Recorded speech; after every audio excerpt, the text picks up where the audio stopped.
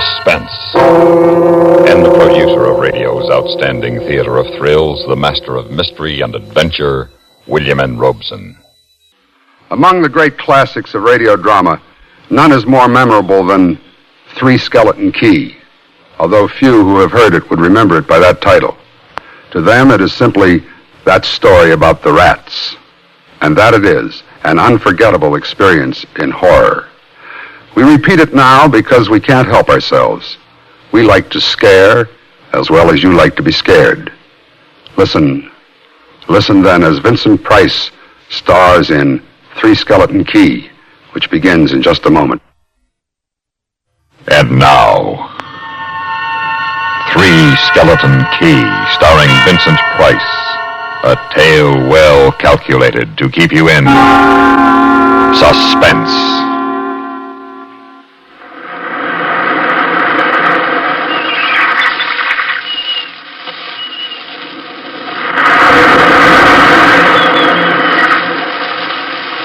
Try and picture this place.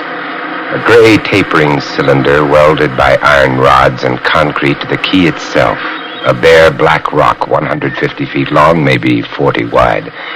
That's at low tide. At high tide, just the light rising 110 feet straight up out of the ocean.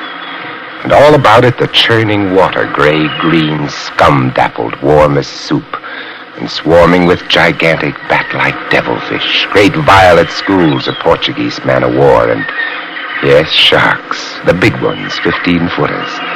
And as if this wasn't enough, there was a hot, dank, rotten-smelling wind that came at us day and night off the jungle swamps of the mainland. A wind that smelled like death. Set in the base of the light is a watertight bronze door. And in you go, and up, round and round. Over the light storeroom is the food storeroom, and over the food storeroom is the bunk room, where the three of us slept. And over the bunk room is the living and cooking room, and over the living and cooking room is the light.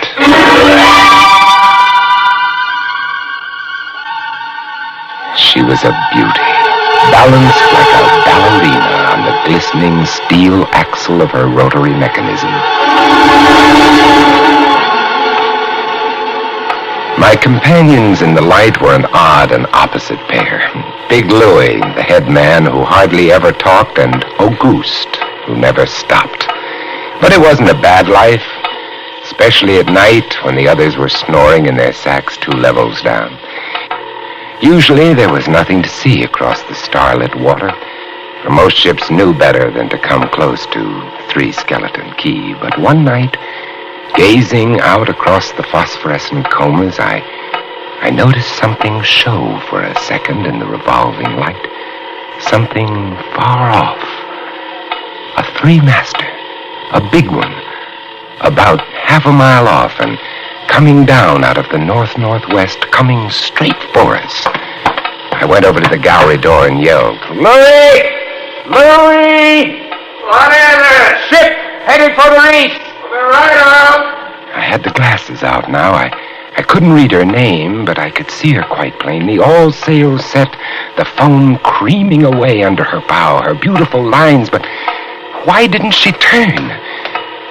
Every time our light turned, it hit her with the glare of day. A ship? Where? Northwest.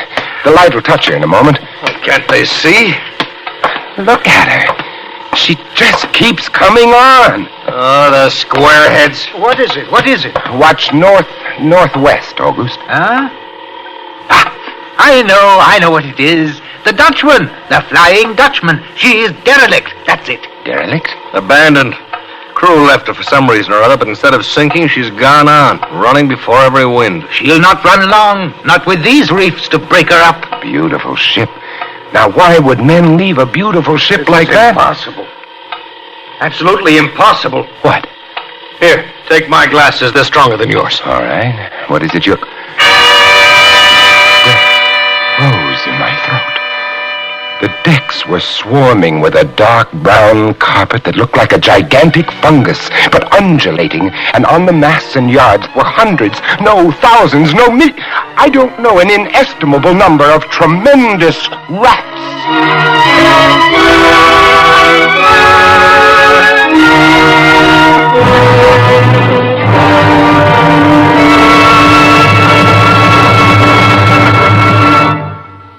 We stood there, the three of us frozen in terror, peering through our binoculars as the rat-covered ship gracefully, relentlessly bore down upon the quay, until at last, with a horrible certainty, splintering and grinding upon the rocks, she ran aground. Look, the rats on the water, like a carpet. They're swimming. Oh, sure, they're swimming. Those are ship's rats. But they're swimming for the rocks. The door, below, it's open. Come on!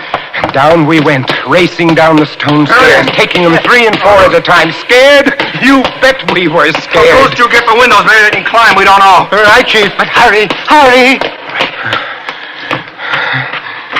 You see them? No. Yes, I do. We're up at the other end of the rock. Look at them! Millions.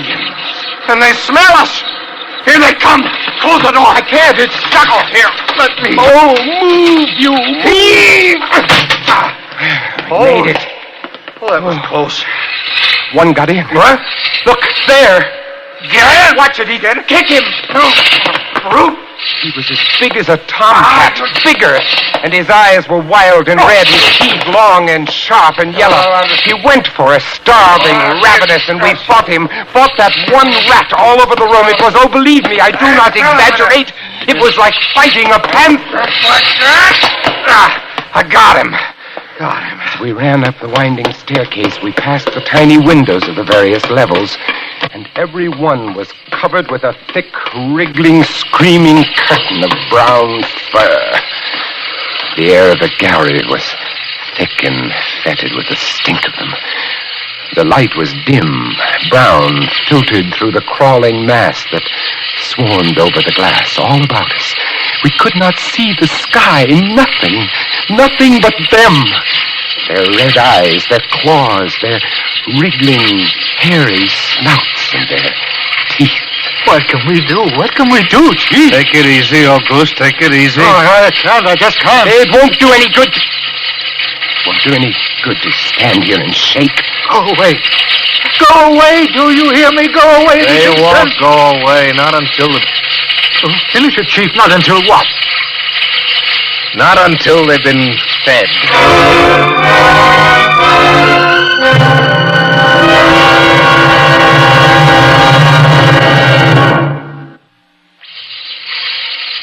All day long, we sat there in silent horror, watching the writhing mass trying to reach us through the glass, and then at last it began to get dark. One side of the room was lit a soft, filtered red. Sunset through the rats. Very pretty. I set the wicks, checked my fuel, and then lit the lamp. It caught them, lit them in their gigantic, wriggling web of pale, hairless bellies, twitching red tails, bright eyes. And then I started the rotary motor.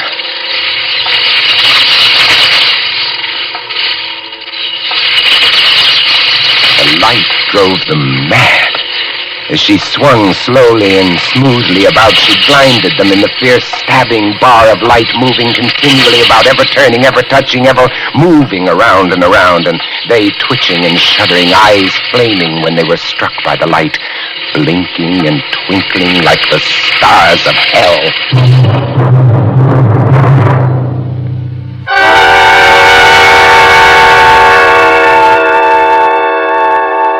Make the most of any situation to endure it. And we found a way to entertain ourselves by teasing the rats.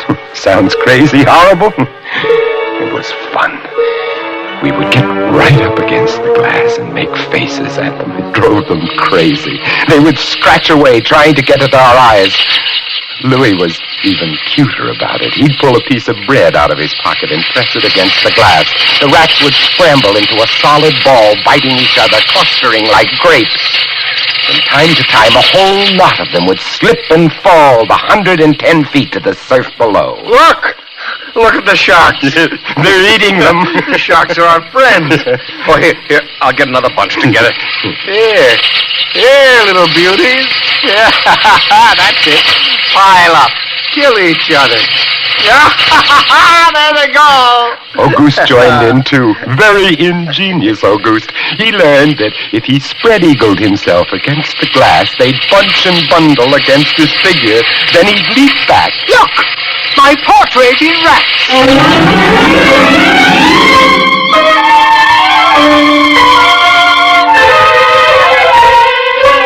I went off watch about midnight, and I was just falling asleep when I became conscious of a new sound.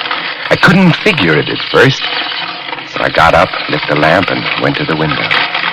Even as I looked at it, I saw one of the panes begin to sag in.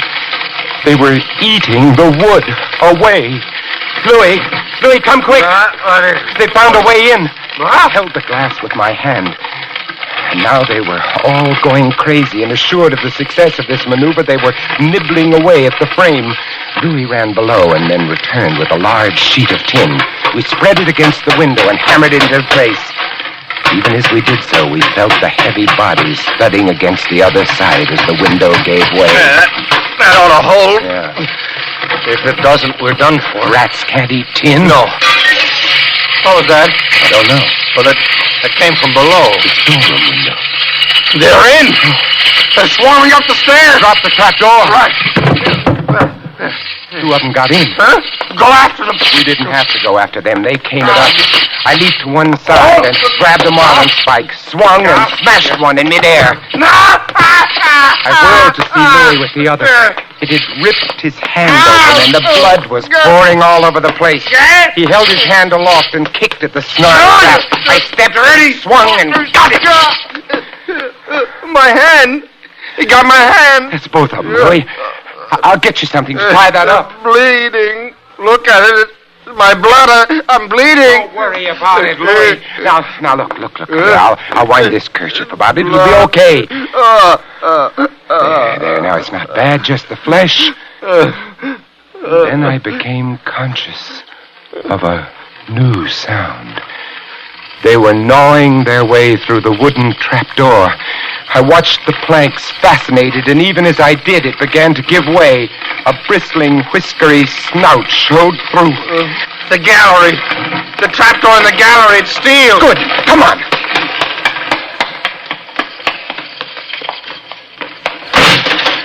We made it. We lay across the trap, exhausted, while below us the rats took over the entire tower. I could hear them howling and fighting over our food supply, our water, our leather, and all about us the others screamed and glared in at us, swaying in a tangled mass, hypnotized by the ever-turning light.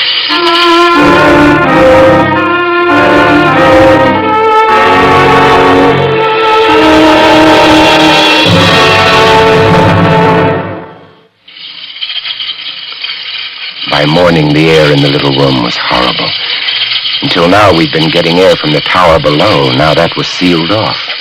And so was all our food and water. We lay exhausted, panting, waiting, and the hours crawled on.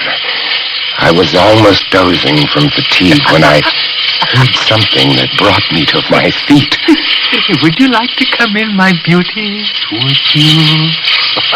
I hold the powers of life and death, and I can let you in, you know.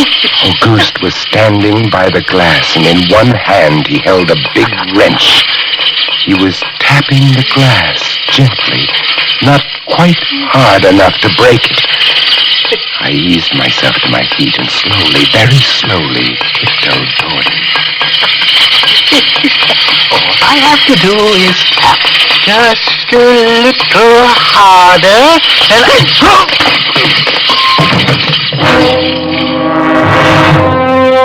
So there I was, a lunatic and a coward for company, and all about watching our little drama, The Rats. The following day we lay, thirst-tormented, starving, waiting, and the following night I again tended the light. But the small supply of spare wicking we kept in the gallery had become exhausted, and quite suddenly at about midnight, the light went out. There was nothing I could do. Wicks were stored 3 levels below. Nothing I could do, nothing. From time to time, I'd strike a match to see the clock. And when I did, it lit up the million red eyes about us. All about us, watching, waiting. Below it had grown quiet. They'd cleaned us out, and now they, too, were waiting. All waiting. And then the rats, quite suddenly, were silent. And then I heard it. And then I saw the sky and the stars. The rats were gone. I went to the glass. Out there on the water, a small freighter, a banana boat, came softly and innocently at us. The light was out. They didn't know. I wanted to open the windows, to call out to them, to warn them somehow, but I was afraid. What if the rats were hiding from me, tricking me? And so I waited. She grounded very softly on a reef not 200 yards from the quay. Grounded so gently that the man playing the cornet, was he a passenger, a crewman off watch, didn't even stop playing. They tried washing her back off. I could have told them to save their fuel. The tide was rising, would have floated her free. And I waited.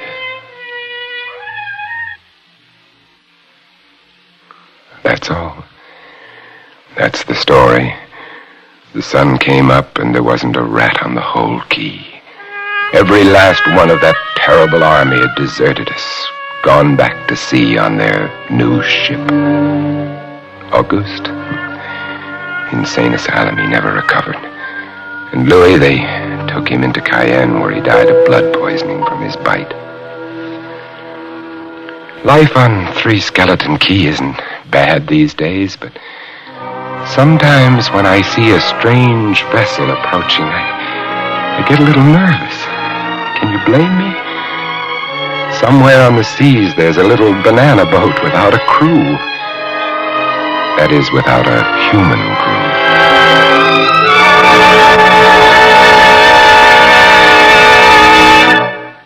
Suspense, in which Vincent Price starred in William N. Robeson's production of Three Skeleton Key, written by George Tudus and adapted for Suspense by James Poe. In just a moment, the names of the supporting players and a word about next week's story of Suspense. Supporting Vincent Price in Three Skeleton Key were Ben Wright and Lawrence Dobkin. Sound patterns by Tom Hanley and Bill James. Listen. Listen again next week, when we return with another tale well calculated to keep you in suspense.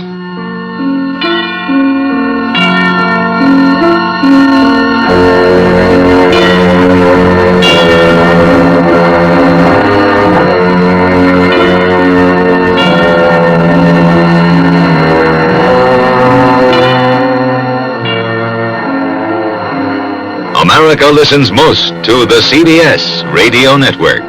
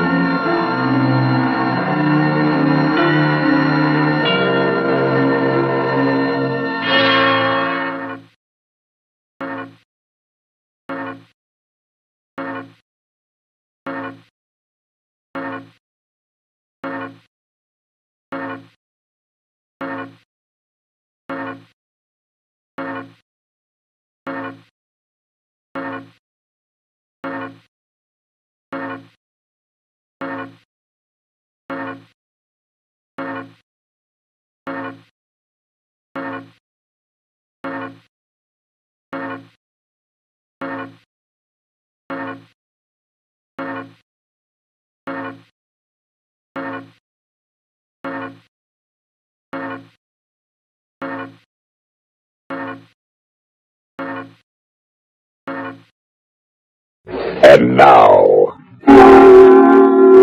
matter of execution. A tale well calculated to keep you in suspense.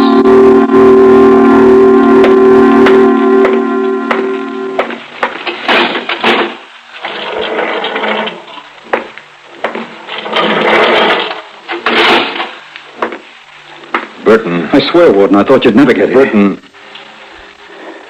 Burton, your lawyer just phoned from the governor's mansion. Oh, right, he phoned. What did he say? I'm sorry, Burton. So I've lost.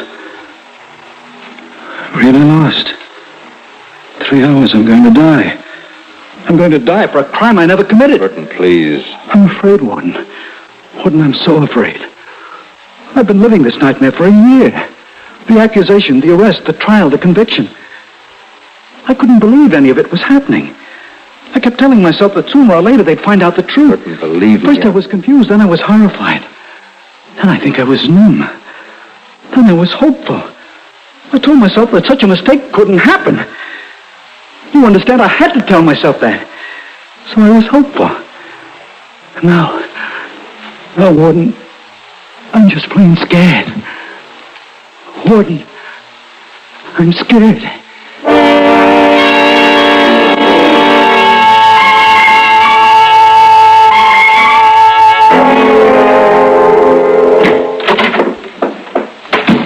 Evening, Mr. Clay. Evening, Bobby. What can I do for you? Quart of ice cream, Mr. Clay. Next. I know. Vanilla for your mother, chocolate for your father, and, Strawberry for me.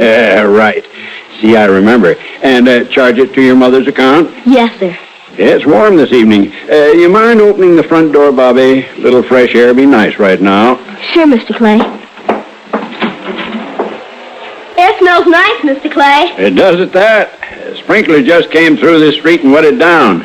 Yeah, now just let me enter the charge, Bobby. Yeah, there.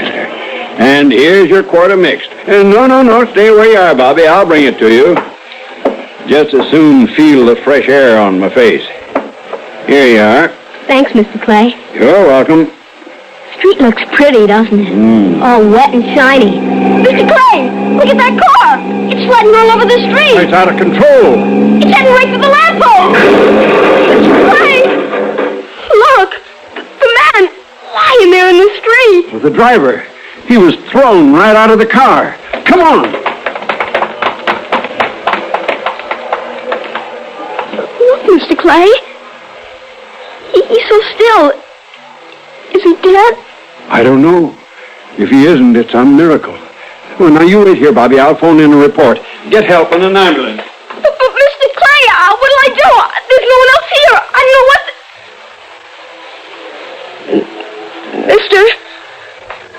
Mister, can you hear me? Please, mister, open your eyes. You did. You opened them. What happened? You skidded. Hit the lamppost. Kid, I'm hurt. I'm hurt bad. Yes, sir, but help's coming. Mr. Clay went to phone for the ambulance. Listen. Are we all alone? Yes, sir. Oh, I'm weak, kid. Oh, I'm awful weak. I'm afraid I can't make it. I'm gonna die. No, mister, no! Hey, kid, come here. Closer. I gotta tell somebody before it's too late. Oh, I mustn't black out before Come here closer. Yes, sir. Listen, you. Tell the police. I confess. Listen, there's a man named Burton. He's gonna hang tonight. He's innocent. Remember this, kid? Burton's innocent. I killed that pawnbroker. Tell him. Oh, there's a gun I used. It's hidden. It's hidden under the back seat of my car. Mister! Ambulance will be here any minute. Mr. Clay, listen. A terrible thing is happening. Terrible. And there isn't much time. An innocent man is going to die. An innocent man, Mr. Clay.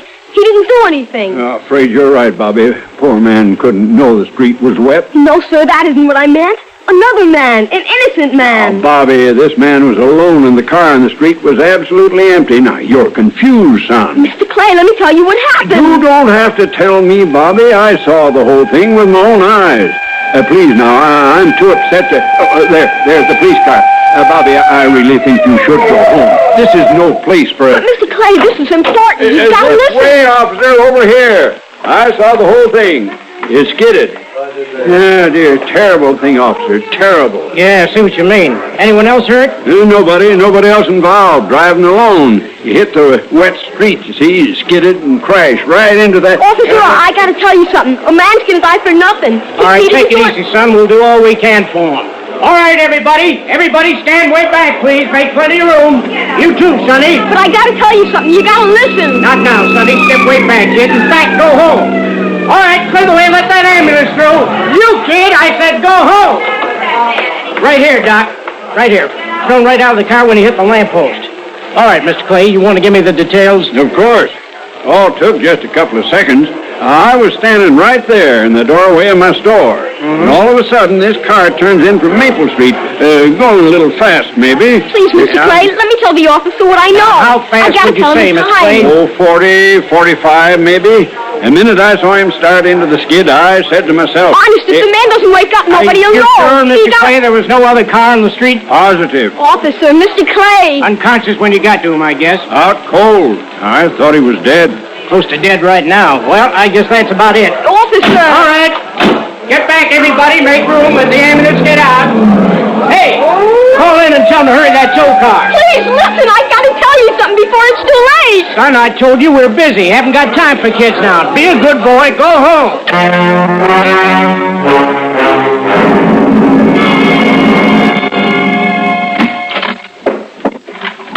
That you, Bobby? Yes, Mama. Mama, I got to tell you something. You certainly do, like why you're so late. Do you know how long you've been? I was just beginning to worry. Yes, Mama, but I couldn't help it this time. Listen, Mama, something happened. You realize it's almost 8 o'clock? Yes, Mama, that's just it. It'll be too late. Bobby, the ice cream is leaking right through the carton. Oh, Bobby, for goodness sakes, here, give me that. Yes, Mama, but please, let me tell you what happened. You don't know what Ice cream's all melting. I'll have to get it into the freezer. Really, Bobby, sometimes. Mama, there was an accident. Accident? You're hurt. Darling, what happened to you? Nothing, Mama. The accident didn't happen to me. To someone else. A man.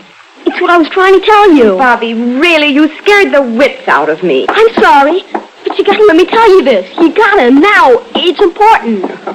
I guess if you don't tell this wonderful story, you'll burst. And we don't want that, do we? Well, what is it you're trying to say? Gee, I thought I'd never get to tell you. You see, there's a man. He's not bad. He didn't do what they think he did. The other man, Now, wait a minute, darling. Slow down. What man are you talking about? Why was he bad? He wasn't bad. That's just it. He didn't kill anybody. They just think he did. It was the other man. Oh, just a minute, darling. That must be your Aunt Louise. I've been expecting her call. Excuse me. Hello. Mama, please. You said you'd listen. Louise? Yes, well, did you look it up? Mama, let me tell it to you from the beginning. Then maybe you'll understand. Just a second, Louise. Bobby, dear, don't interrupt Mother when she's on the phone. Hello, Louise. Yes, just Bobby. Naturally. Right now, while I'm on the phone. Isn't that the truth? Of course, every time. Well, why should your youngster be any different? Mama, please ask Aunt Louise to hold the wire. You said you'd listen. What's that, Louise? 1 second. Bobby, if you keep talking while I'm on the phone, I can't hear Aunt Louise. Hello, dear. Just Bobby again. Now, what were you saying? Mama! Hush, dear. Yes? Oh, you have the recipe right in front of you. Well, then start with the part after 2 heaping cups of sugar. I'm sure I'm right up to there. A man will die, Mama. He'll die. Later, Bobby. Yes? Mm-hmm. Oh, yes. Now I see where I made my mistake. Please, Mama, please. It'll all be my fault. I've got it now, Louise. Thanks, dear. How's Walter? Oh, no, not again. Well, it's probably just the weather. Mama! Give me my love. Bye, dear. Now, Bobby, what was it you were telling me? About the accident. The man was hurt so bad. He's dying, I think. And he killed somebody. But there's another man, and they'll hang the other man. But it's a mistake. He didn't kill anybody. He's innocent. But they don't know that. We haven't really... Believe it or not, I'm home. There's Daddy. Hi, Roy. Now, Bobby, I really have to get dinner ready, and I'm sure that if the man didn't kill anyone, nobody will want to hang him. Anyway, if it was all an accident... Wait, you didn't hear the whole thing. Well, not now, dear. Tell me your story later. But, Mama, there's no time. Of course there is. It just seems that way to a boy of 11. But really, whatever it is you want to tell me, I'm sure there's plenty of time.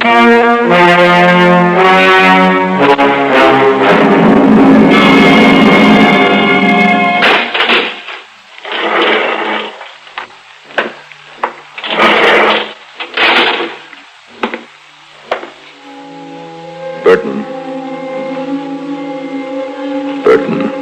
Yes? Won't you reconsider? What? Reconsider what we discussed. Won't you see the chaplain now? Who? The chaplain, Burton. He wants to stay with you. Oh, yes, I remember. No, Warden, thank you very much, but tell him I'd rather not. It would help.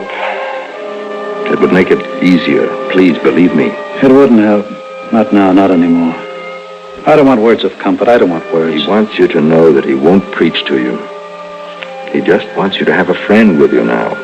And he is your friend, Burton, I know. Tell him I understand how he feels. But I just can't cooperate. Nobody can help me now.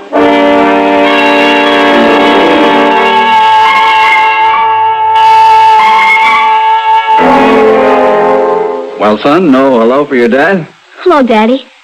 Daddy, I gotta tell you something. Can I? Of course you can. Just give me a chance to wash up. Hey, you could stand to wash yourself. Come on upstairs. And you listen? Sure. Well, first, Daddy, I better tell you about this man in jail. Jail, huh? What do you know about that? He's innocent. And tonight... Hey, Al, what's for dinner? Chicken. If you don't hurry, burnt chicken. We'll hurry. Come on, Bobby. Daddy, please, listen. It's important. Sure. Now into the bathroom with you. Quick. If somebody doesn't tell what really happened... Your face, Bobby. Daddy, it's getting late.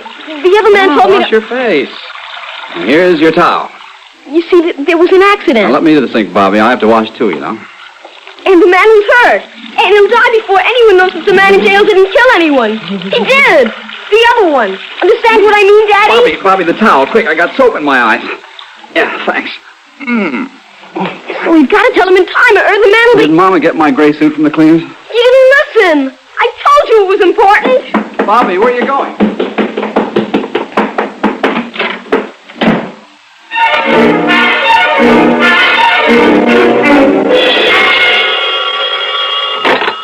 Police Department, 1st Precinct, front desk, Officer Moody. Yes, ma'am? Oh, no, ma'am. Your daughter's over 21? No, ma'am. Afraid there's nothing we can do about that. No, I understand, ma'am. You feel he has shifty look. But if she wants to marry him... Oh, no, I understand, ma'am. Shifty around the eyes. Oh, sure. Well, maybe you'll get used to it. Oh, no, never hesitate to call us. Oh, brother. Officer? Ah, now a kid. Oh, this is my day. Officer, I gotta tell you something. You gotta listen. Officer, you're the same one. The one at the accident. On Laurel Avenue. Huh? Oh, yeah, the kid. Yeah. Oh, you haunting me. You wouldn't listen before. Please, you gotta listen now. They're hanging Burton tonight, and he's innocent. Lieutenant Bayer, big flash for you. Yes?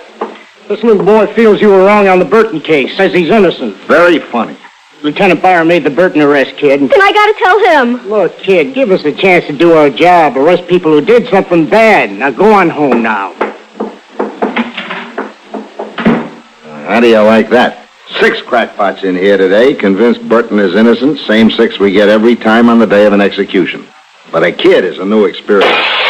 It's that kid. He threw a stone through the window. Get him back in here. I did it. You can arrest me. And then will you listen to me? Of all the... Do you realize what you just did? You don't look like the kind of boy who does a thing like that. What's the idea? Well, I had to make you listen. Yes, I guess you did. All right, I'll listen. But this better be good.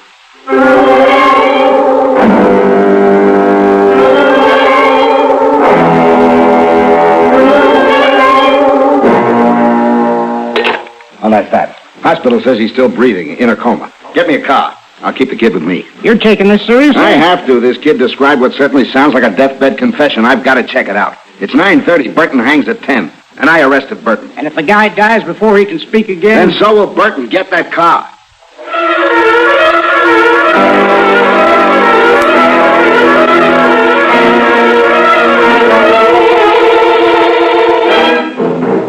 He's still unconscious, isn't he? Yes. Will he die? Any minute. Can he wake up for a little? And you see what the doctor and nurse are doing. They're trying. But he already told me, and I told you. Look, you're sure you told me everything he said, that he knew he was dying, that he confessed, that he killed the pawnbroker, that Burton is innocent. Is that everything? Yes, sir. That's everything. Hello, kid. He woke up.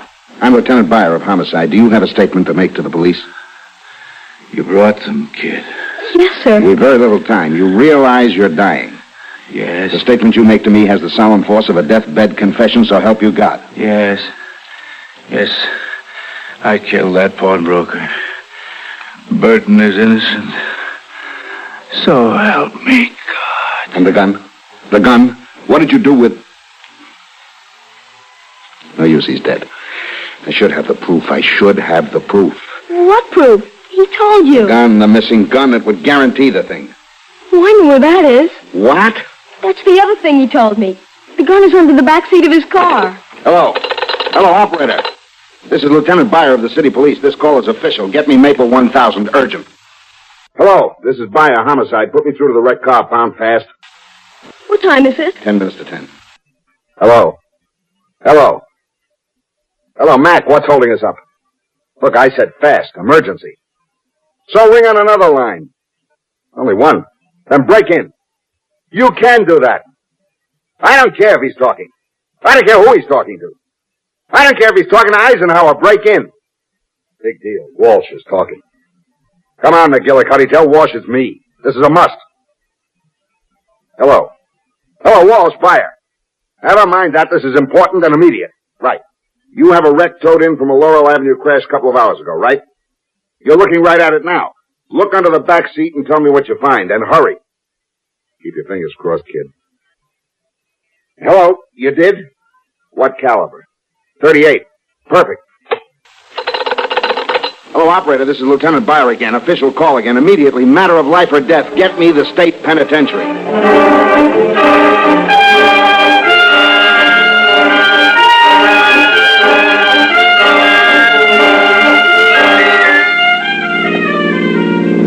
Bobby, for the third time, will you forget about the window? I told you the window is on me. Thanks. Forget it. You're the department's guest. And stop thanking me for driving you home. A detective your age can't be walking alone at night. Yes, sir. You know, for a boy of 11, you did quite a job tonight. You saved a man's life. You heard me talk to the warden. You won, with 6 minutes to spare. It was pretty wonderful. So why do you still look worried? Because I never stayed out so late before. And I ran out of the house without dinner. What'll my mother and father say? Now, I wouldn't be a bit surprised if they were very proud when you tell them the whole story. But when I tell them, will they listen?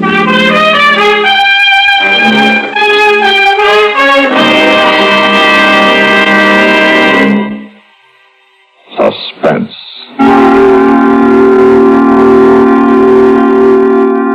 You have been listening to A Matter of Execution, written for Suspense by Harold Huber.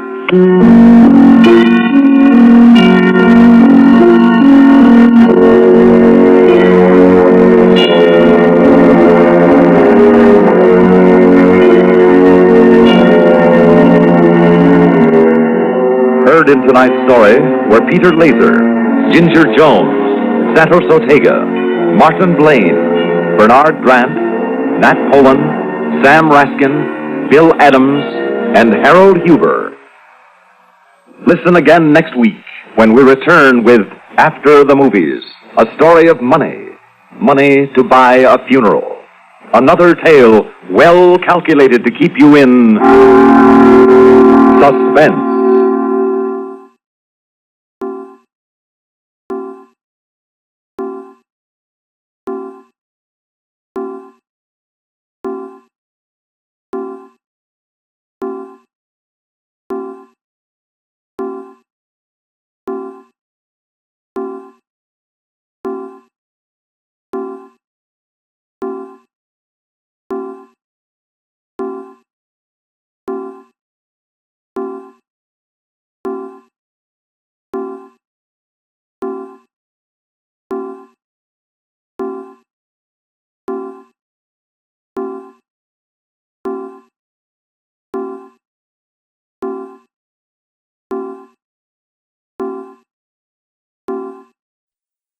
Another tale well calculated to keep you in suspense. We bring you Bitter Grapes, a story written for Suspense by Milton Geiger.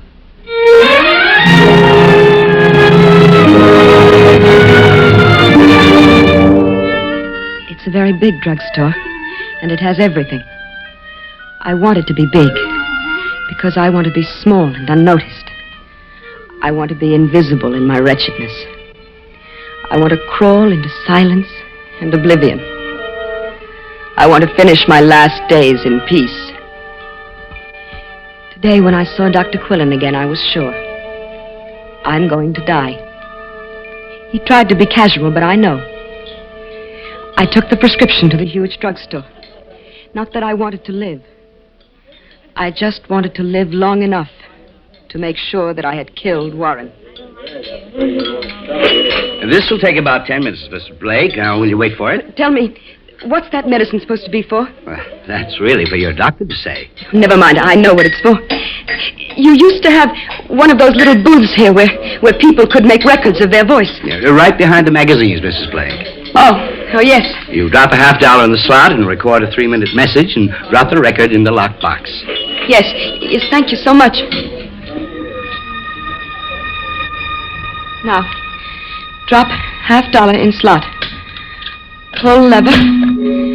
Speak clearly and evenly into microphone. Yes.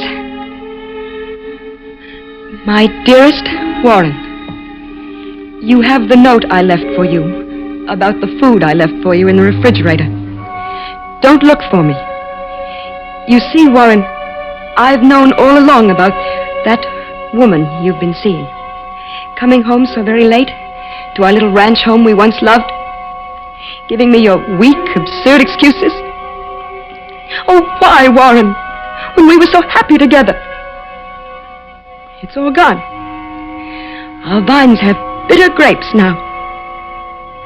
Remember, darling? Remember how you used to read to me from the Song of Songs, which is Solomon's? Let me see thy countenance, my beloved. Let me hear thy voice. For sweet is thy voice, and thy countenance is comely. Remember? You've read my note by now, telling you to take the food I left for you in the refrigerator. And as you listen to this record, you're a dying man. The food was poisoned.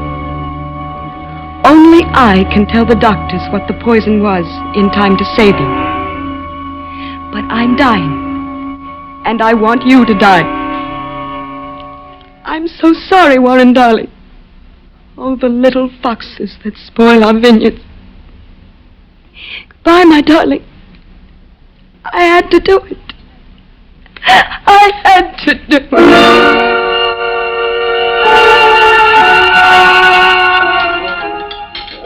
Here you are, Mrs. Blake. And notice the directions on the label carefully. 1 tablet morning and night for 30 days. Then 1 tablet only after breakfast. How much is that, please? That's $2.75 for 100 tablets. You can get the prescription refilled 5 times without another prescription from your doctor. 100 tablets? Yes, ma'am. Refilled 5 times? Mm-hmm. But that's all. That's almost a year's medication. But that's... Please, give me some change. I've got to use your telephone. Right away.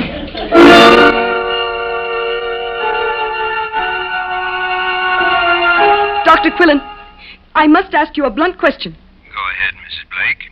I told you in your office an hour ago that I've been feeling worse lately. A sense of impending death. Now, you've been a very bad girl about following my orders for a quieter emotional life, Mrs. Blake. Then I was right. I am going to die. Now, Mrs. Blake... Well, admit it. Tell me I'm going to die. On the contrary, like so many heart patients, you can live sensibly to a ripe old age. But that's impossible. You are contradicting, if I may say so, one of the leading heart specialists. Oh. No, he's wrong. I've got to die now. The police will hear that record. They'll come after me. I've got to get the record back. all set, Mrs. Blake. I put your medicine in this envelope. It's quite a small vial. About that record I just made in your booth? Oh, it'll be picked up and stamped downtown, Mrs. Blake. I know, but I just spoke to somebody on the phone, and now the message on my record sounds just too ridiculous. I'd like to get it back, please. I'm afraid I can't help you there, Mrs. Blake. Well, it's my record, isn't it? Yes. I want it back. Well, it isn't our machine. The man who collects the records has the key. Well, all right. When are the records collected then? Well, the man isn't due until around noon tomorrow. I can't wait until then. I couldn't bear it. I've made plans to go east, and they can't be changed. Well, I'm sorry. Sorry. Sorry isn't enough.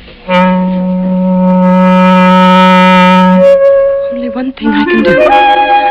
I wander among the shelves of pot scourers and light bulbs and whatnot and find a heavy screwdriver.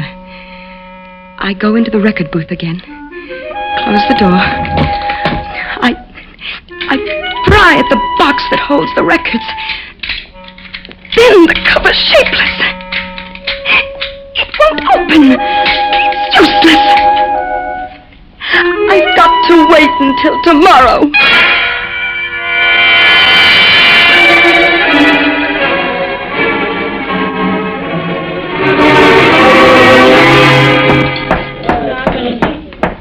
Oh, good morning, Mrs. Blake. I thought you'd be on your way east this morning. I had to cancel. So I thought I might as well come back and pick up that record. You said the serviceman will be here at noon? Oh, he's already been here. Been here? But you told me he wouldn't be here until noon. Well, I know, but somebody tried to jimmy the record box yesterday shortly after you left, and the man had to come out early this morning to fix it. Somebody jimmied... Oh, no. Are you all right, Mrs. Blake? Can I stop my record before they put it in the mail? Can't I telephone them and stop them? It's important. You might try. The magazine stand there has the number.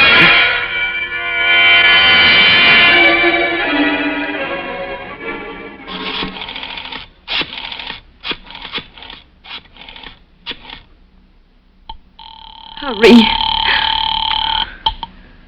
Phone to Letter Incorporated, Devitt talking. Mr. Devitt, I'm calling from the Gold Coast Pharmacy. Oh, that vandalism thing. Well, my man took care of that this morning, didn't he? I'm a customer, Mr. Devitt.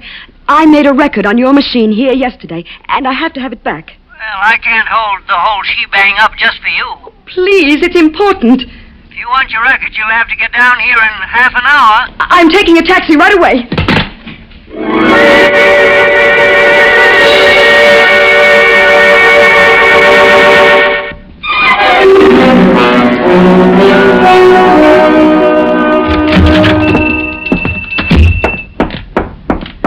Hello, I'm looking for a Mr. Devitt. You got him. I phoned you an hour ago about my record. Yeah, the records are going out, lady. But I told you... I couldn't hold them any longer, lady. All right, now, where did you mail them? Not me. Leonard. Who is Leonard? Look, lady, now don't take it out on me. What happened to come into your head to put on a record? Where did Leonard mail the records? You got me. But don't you know? With 1,000,000 boxes around? Ask Leonard. Well, where is he? Well, this is his day at the races. He's gone for the day. Oh, I don't know what to do. What shall I do? Well, I don't know what's in this here record you sent, the party you send it to. I sent it to my husband. Wouldn't the postman give me the record if I wait for him at the collection box? Not a chance. How far does the record go? I mean in miles. About 60 miles. Well, so, okay, you just be waiting for the mailman when he delivers your mail, that's all. That's simple. I didn't send it to our home. I wanted to make very sure that nobody but my husband could hear it. I sent it to his box number. In that case, lady, you are but dead. Don't say that. Of course, there might be one chance. Tell me. We put the records in a big cardboard box and park them on top of the mailbox. That way we don't hog the whole mailbox to ourselves. But you don't know which box. That's the heck of it, ain't it? What are you going to do, lady? Check them all?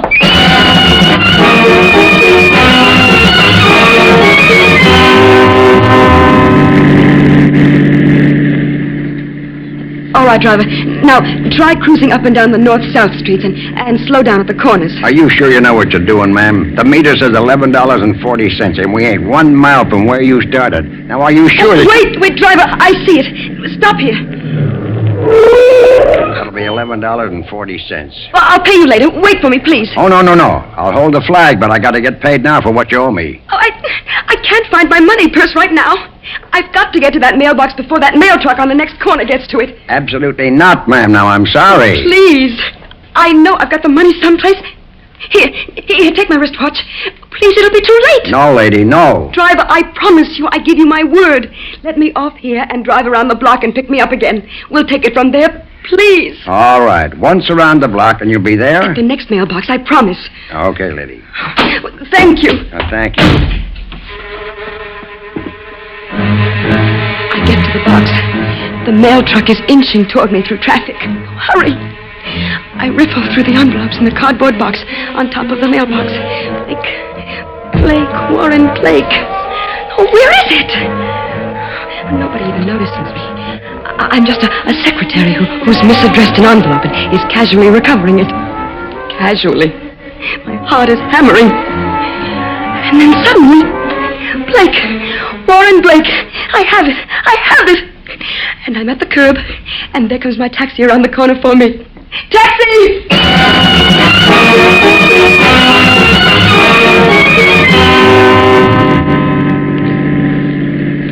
You see, driver, I didn't run away, did I? You see, my money purse slipped into the cuff of one of my gloves. You see, here. All right, fine. Where to now? Oh, well, first, I want to stop at some music store where I can rent a portable record player. I know just the place for a portable record player. And then I want to go to my hotel. I want to listen to something. I've got to make sure.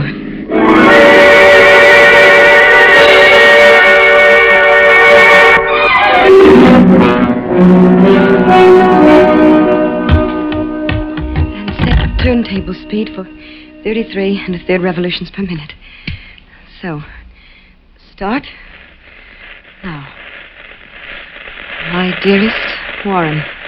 My dearest wife.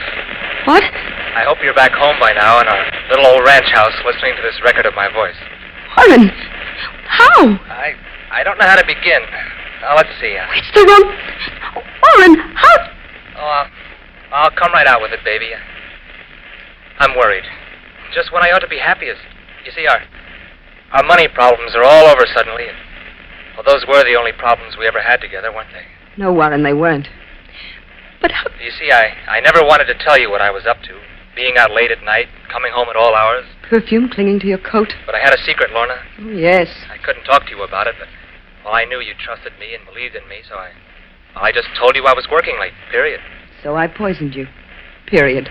I just avoided your questions as well as I could. That isn't until I could be sure. Sure of what? The other woman? Well, this morning I got home late. Out all night again, of course. Of course.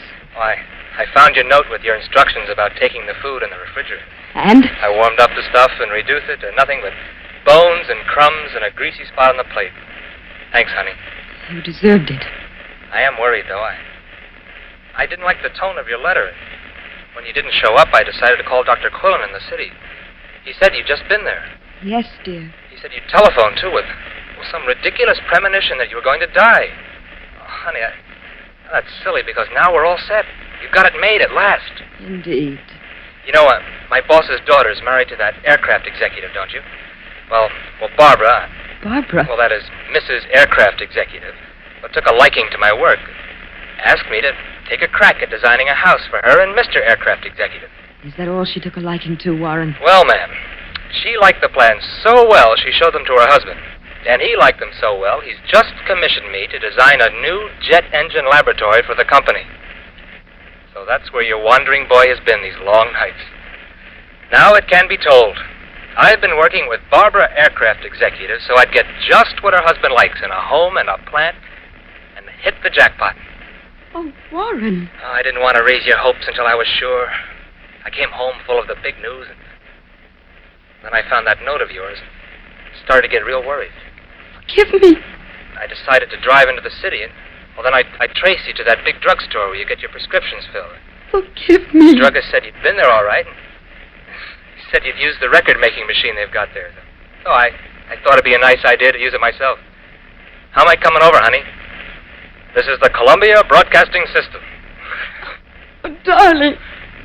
No fooling, though, Lorna. Are you okay? Oh, forgive me. I keep phoning you at the ranch, but no answer. I'll keep on trying to reach you, but I want to get this into the record. Have you got a pencil and paper handy? In my purse. Wait. Yes. You ready? Ready, darling. Now take this down. Reading 2311. Got it? RE2311. Reading 2311. That's the telephone number of the hospital I'm going to be in town. Hospital? I've been feeling queasy since I ate that stuff you left for me. No criticism intended. Oh, Warren.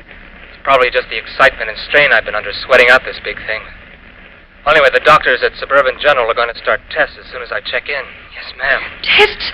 Well, that's about all. Tests will take too long. I don't have enough record left to say anything more than, I love you, darling. Oh, I love you. I love you. Oh, my dove that art in the clefts of the rock, in the covert of the cliff.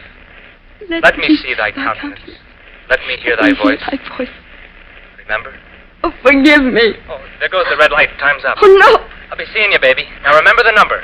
Reading 2311. I love you. Warren. Warren, you'll die. I didn't know. I didn't understand. I was ill and desperate, and I loved you so. Forgive me. I poisoned the food. Forgive me. The telephone. Save him. Tell his doctors what I gave him. Ready? Ready, 2, 3. I can't. I can't.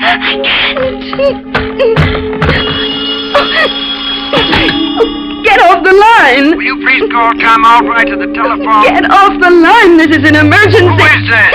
Please. Is this the Excelsior Bowling Alley? No. No.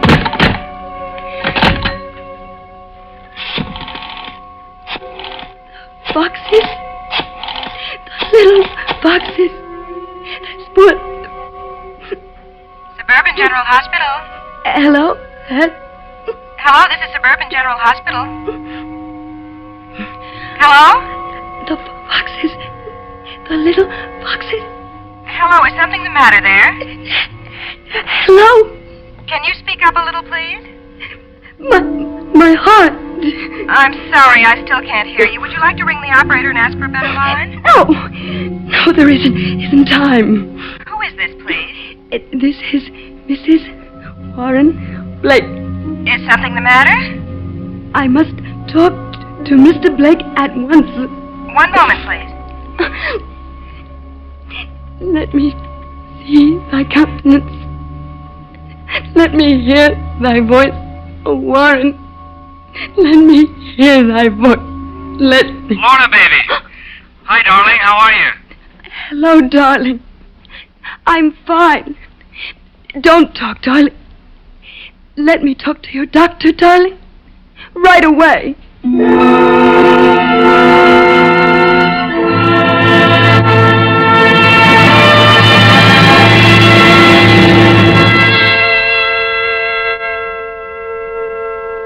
Suspense.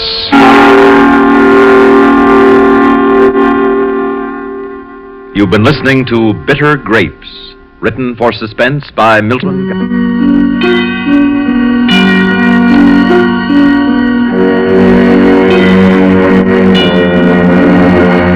Heard in tonight's story were Rita Lloyd as Lorna and Phil Meader as Warren.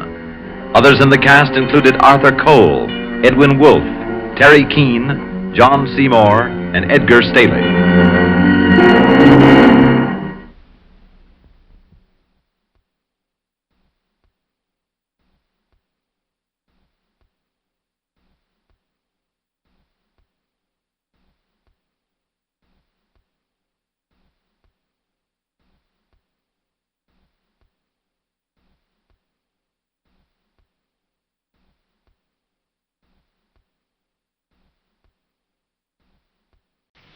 And now, another tale well calculated to keep you in suspense. The Daisy Chain, written for Suspense by John R. Forrest.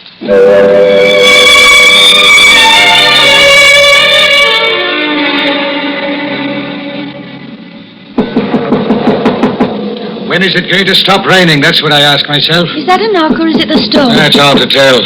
It's cold, too. I put a shilling in the geyser an hour ago, and the water's cold already.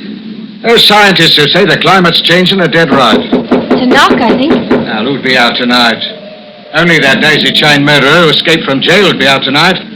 Now I see in the paper they're trying to locate his mother. Chances are they'll find them both drowned in the London rain. What I'm trying to say, only evil men... Father, stop your silly nonsense. No one with any sense in his knocker would be out. Go to the door, Sharon, please. Yes, Father. Oh, how do you do? Oh, better now.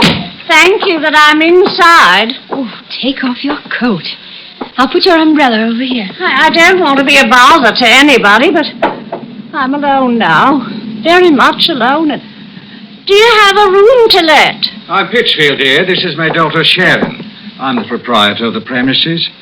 Well, we do have one room to let. What's your name? I'm Mrs. Grimes. Mrs. Hetty Grimes, that is. My husband was the late George Grimes of, Manchester. You're from Manchester, Mrs. Grimes? Yes, indeed.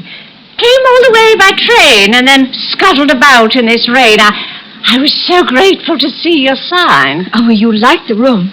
It has a grate and cozy conservatory.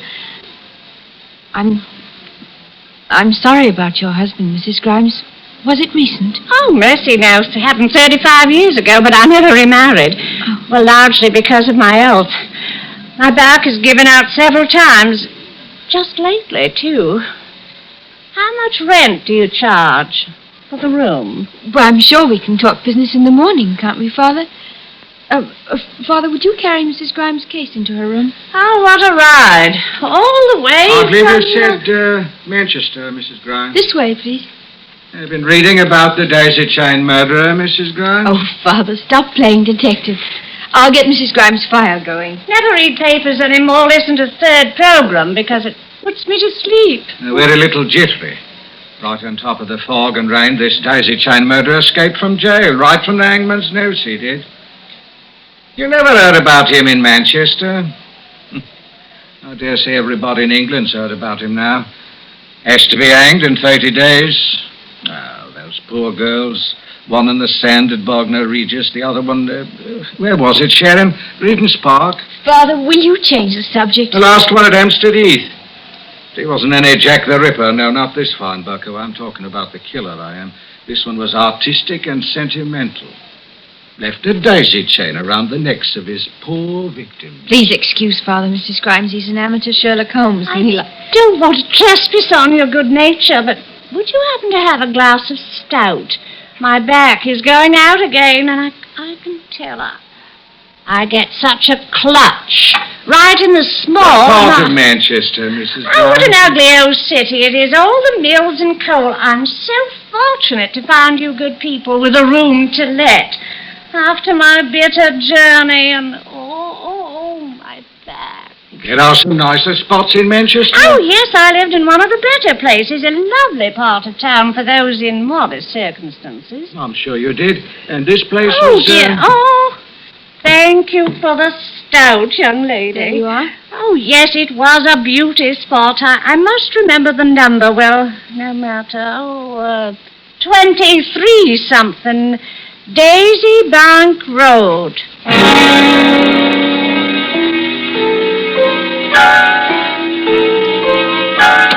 Come tomorrow morning, we'll tell her to go. She gets a free night's lodging just because we can't... Oh, Father, you're an old fuss Well, budget. better be safe than sorry. But if you're so worried, why don't you notify the inspector? Well, I'm sure I'd feel out of place reporting a harmless old woman to the Well, police. if she's a harmless old woman, why do you... Well, she doesn't talk like the people of Manchester. Shall we get the 10 o'clock news and go to bed? I was never one to lean on the cautious side, you understand? But right now, Don't what you with one trust thing... anybody, Father? Well, I don't trust somebody from Manchester who doesn't talk that way. Nothing to be done tonight. As your dear mother used to say, may she rest in peace. Tomorrow will be a fairer day.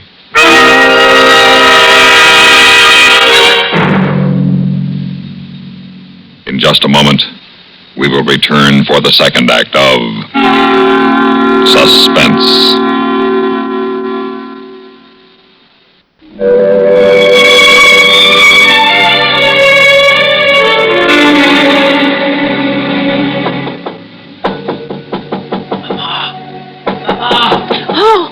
Oh, no. No, merciful heavens, no. Mama, will you let me in? Oh, go away. Go away. Let me alone. Let me alone. Go away. I'm so tired. Go away. Ma, it's me. It's Jimmy. Open the window. How did you find me? How did you find me? Mama, a little light, not too much. Oh, why didn't you leave me alone? Why didn't you? How did you find me? I've got a candle. Now, wait a moment. Oh, easy, Mama. Oh, Ma, I saw you leave your old digs this morning. I watched you give the slip to the bobbies. Oh, you were clever, Mama. Oh, they'll get you. Oh, my boy, they'll get you. I had to leave. I knew the bobbies would look for me and find you that way. You shouldn't have followed me. They'll get you for sure. Not if you quiet down. Oh, well, it's great to be... I suppose this is home. They keep saying you did it, and you keep saying you didn't do it. Oh, my poor boy, when will it stop? You got any food, Mama? The papers write those dreadful things, and it's on the wireless all the time. Mama, I want some food. Oh, what horrible days these are, horrible days. When you were a little boy, you'd go bounding to the parks and bring me back flowers, singing and laughing. Oh, Jimmy. And then they started saying all those things about you. Oh, I can't stand it anymore. I can't stand it. It's got to stop. It's got to. Oh, is cookies all you've got? I only had a fire for a few moments, but there'll be tea. How many people in the house? Only 2. The landlord and his daughter. His daughter? It's a slack season with them. Just 2 people live here. What's the daughter like? You wouldn't be asking about the daughter, Jimmy, if you were my little boy again. Don't you dare ask me about her. Oh, what manner of man have I raised that he... You'll be raising the dead if you don't pipe down. And you can joke about it. You, with a likeness already made of you with Madame Tussaud's. I'll be staying with you, Mama. And you'll put me up, and you won't tell anybody anything. It'll be just like those other days. Tell me more about the daughter, Mama. What's her name? May the good Lord have mercy on your soul.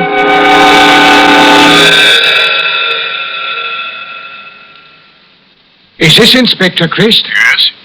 Inspector, I let a room last night. A bad night, if you recall. An old woman took the room for a fortnight. Said she was from Manchester. Then this morning she announced her son had come a-visiting. Now, while I'm not naturally a suspicious man, I began to wonder about that daisy chain. Well, you're a lively one, all right. Well, there's no harm done. We'll have the light in no time. Matter of fact, we've had a call from our station in the south of England saying a boy answering the description has been picked up. So you can stop worrying. Oh, thank you, Inspector. It's all right. Why, I just wanted to make certain. At it again, Father. What did you find out? Scotland Yard has them all right. Or think they have. You know what curiosity did to the kitten? Hey, so look here, do you think you ought to chat so much with that boy?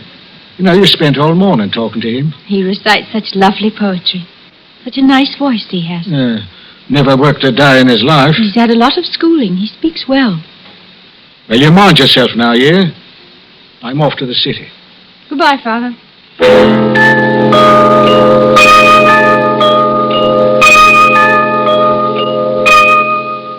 So, your kind old father warned you about my offish ways.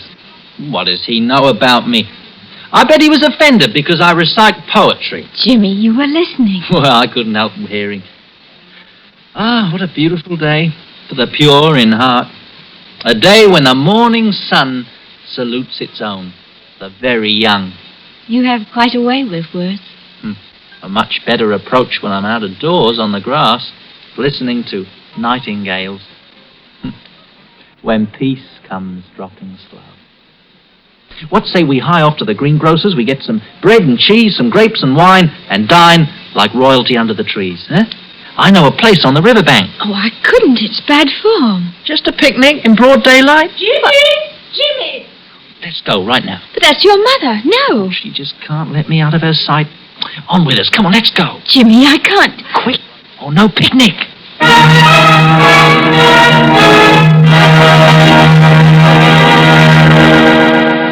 In a moment, we will return for the third act of Suspense.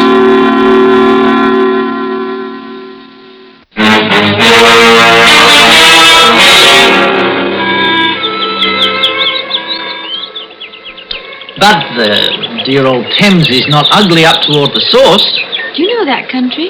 Oh, a little bit. When I was a boy with my parents. That was before we moved to London. Nice memories. Yeah. Then the Blitz. Both killed, 1940. Oh. Well, Mrs. Grimes isn't your mother. No, she adopted me. One of those war orphanages. Raised me since I was 4. Oh, I'm like her own son, she says. Sharon, we're really alone here. Behind a heather. To be us, plague the weather. Who can see us? Whose immortal lines are those? Fella named Grimes. Yeah, a great poet. A fine scholar, and a man who would like very much to be a gentleman. Oh, you really wrote that? I thought it was Swift or Moore or somebody. You have a fine mind, my lady. Discerning one, too. But as I was observing, we are quite alone. Now, who really can see us? It is a bit secluded, isn't it? Oh, that Bobby over there can see us. What way? What Bobby? Oh, you're tipping over the basket. That Bobby over there, he's coming this way. Not a word. Don't talk to him. What's going on with you? You're shaking. Let me talk. But you nearly spoiled the sandwiches I made. Jimmy, you're still shaking. Afternoon. Good day for a picnic. You'd better hurry, look at the clouds. Yeah, it's clouding a bit, always does this time of year. Everything all right? Yeah, quite. Since all the murders last year, we talk to the people now and then and ask them the time of day. Well, it's time he was eating now. Better be watching the rain clouds. Afternoon. Why do you act so strangely? He wasn't going to hurt you. He was very pleasant. Yeah, they all are, for a while. If I pick you some daisies, may I have a sandwich? Oh, look. Daisies all around us. Well, do I get the sandwich? Of course you do. But first the daisies. Well, all right. But let me help you get up. Oh, would you hand me the bottle of wine? You like daisies, Jimmy? Oh, where I used to live, we got fields of them. We lived on Daisy Bank Road. Look out, you're spilling it. It's a wild look on your face. Better take it off. We're having company again. This time, 2 Bobbies, the same one and a friend. On your feet. Come on, do as I say. What? Yeah, walk this way. Only fast. Just keep looking overhead as though you fear the rain. Fast! Hey, come on now, lively! Jimmy! Get to the edge of the park. Take the first tram, and I'll be along later.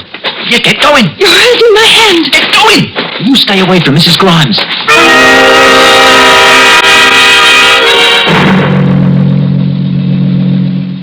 In just a moment, we will return for the concluding act of Suspense.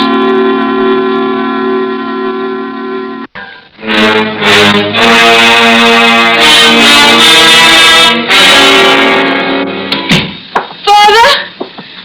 Papa? No, it's me, sweet child. Your papa went to the pub, said it was Thursday night. Mrs. Grimes, I'm confused. Has Jimmy been here?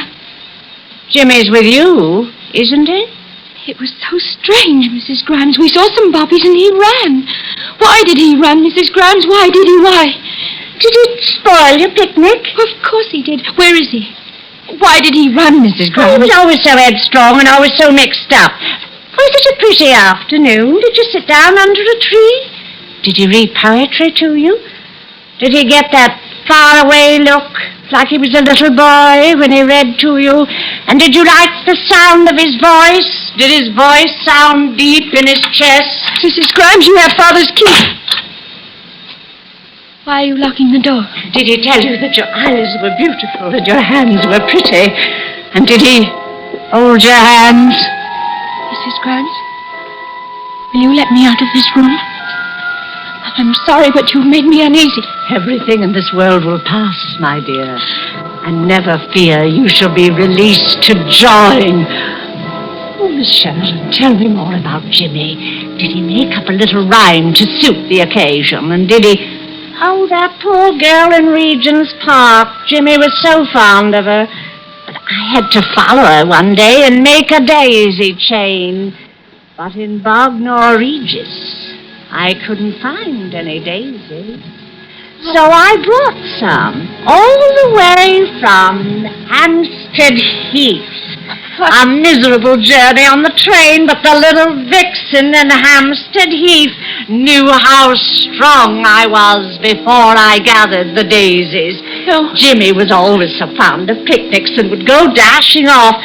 So I have a beautiful daisy chain for you, my dear Sharon. And I also have strong, sinewy hands. No. Wonderfully strong like Jimmy's. Father! Father! Now poor Jimmy will really hang. But I'd rather let the hangman get him than you or any other girl. Oh, no. Better the hangman than you. Mrs. Burns, stop. You see, you're very pretty, but I am stronger, you see.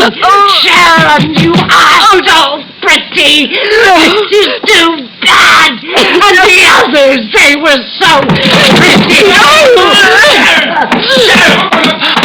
It's me, Jimmy. Relax, Mrs. Grimes. Let go now. Jimmy. Come along with you. All right. Take Mrs. Grimes out of here. Sharon, are you all right? Where is my father? I'm Inspector Christ, young lady. Your father's right here. Sorry to have made you a sitting duck, so to speak, but we've been outwitted by this Mrs. Grimes for one entire year. And she's really Mrs. Mabel Dodds, Jimmy's foster mother. I was in on it too, Sharon. That is, at the very last I was in on it. You'll forgive your father? Me too, Sharon. You know, everybody thought I was the daisy chain murderer until Scotland Yard got suspicious and they arranged my escape. You think we can ever have a civilized picnic? Oh, Jimmy. Can you ever have a picnic with a man who already has an image cast at Madame Tussauds? I'll think about it.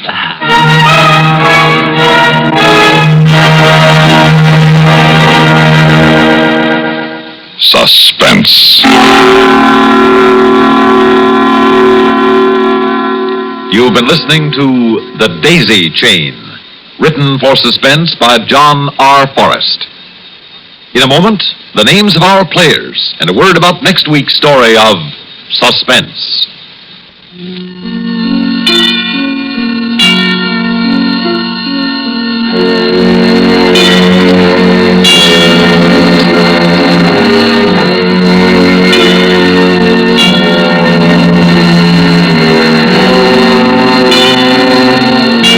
Heard in tonight's story were John Clark as Jimmy, Joan Loring as Sharon, and Jane Rose as Mrs. Grimes. Others in the cast were Brett Morrison, Marvin Peisner, and Mercer McLeod. Listen again next week when we return with End of the Line by Murray Burnett, another tale well calculated to keep you in suspense. The Kingston Trio next, followed by latest CBS News and Have Gun Will Travel on CBS Radio.